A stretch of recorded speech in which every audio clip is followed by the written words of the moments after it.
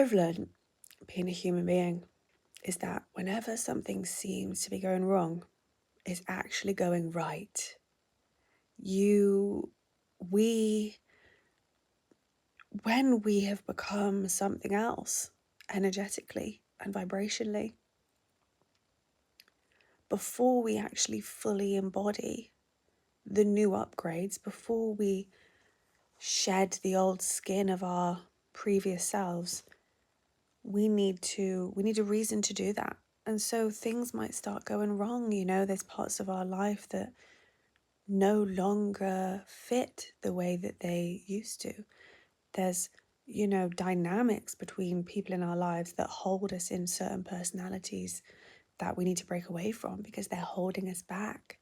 So sometimes conflict and things going wrong in our life is actually signifying to us that something new is coming, a new version of us is coming, and a great healing is taking place. And the way that these conflicts and these things going wrong happen is usually the exact way that we need to be strengthened, that the part of us that is kind of behind right now needs to be strengthened to catch up with the rest of us. So, for instance, if you've been evolving into a new version of you who has love in a greater way in your life, but then you have relationships in your life that do not reflect that new evolved sense of love and don't love you in the way that you now know you deserve to be loved, those old relationships will become apparent. You won't be able to stand the way that they are. The things that you were unconscious of before, you'll suddenly be really conscious of.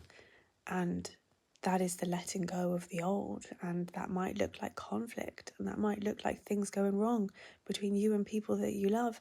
But really, you're rejecting the old ways because you're making way for the new ways. And that's just how it happens. Things have to go wrong for things to be let go of, for things to then catch up to who you've become. We are only ever getting better.